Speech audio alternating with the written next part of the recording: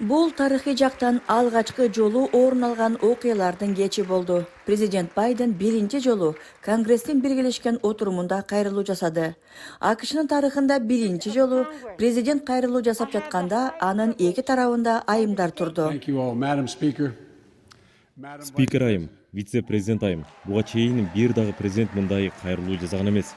Эми убактысы келди окшойт. Ковид илдетине байланыштуу Конгресс мүчөлөрү жыйынга толук катышкан жок. Мындан болгону бир нече ай мурун бул жерге козголоңчулар кирип келишкен. Болгону 100 күн өткөнгө карабай, Америка кайрадан алдыга жыла баштады деп жар салам. Кайраттуу сөздөр айтылды. Ири каражатты талап кылган, бүткүл Американы камтыган сөздөр айтылды.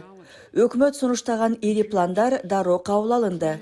Мында 4 триллион долларды талап кылган эки ири сунуш камтылган. Билим берүү тармагы өнүктүрүлөт жана үй бүлөлөргө жөлөк пул төлөнүп берилет.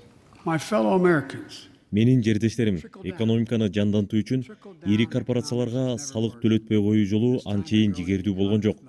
Экономиканы түбүнөн жана капталдан колдоп өстүрүү керек.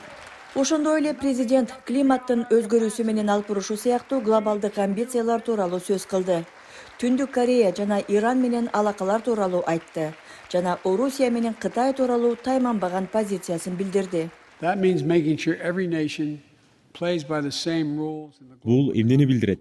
Бул глобалдык экономикада ар бир мамлекетке тең мүмкүнчүлүктөр берилет дегенди түшүндүрөт. Бул Кытайга да тийиштүү.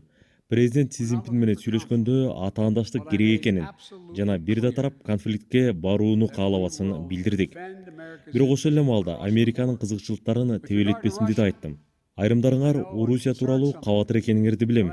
Президент Путинге алаканы жөнгө салуу ниетимди билдирдим. Жагдайдын колдон чыгып кетишин каалабайбыз. Бул кайрылуунун негизги мааниси Америка кайрадан алдыга карай кадам таштай баштады дегенди билдирүү. Бирок АКШ Конгресси жиктелген бойдон турат.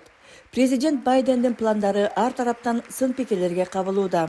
Мурдагы президент Джо Байденди уйкусу келген президент деп атаган. Бирок бул жыйын президент Байдендин пландары амбициялуу экенин далилдеди. Бирок мунун бардыгын ишке ашыра алабы? Каражат жетиштүү болобу деген суроолор тигинен турат.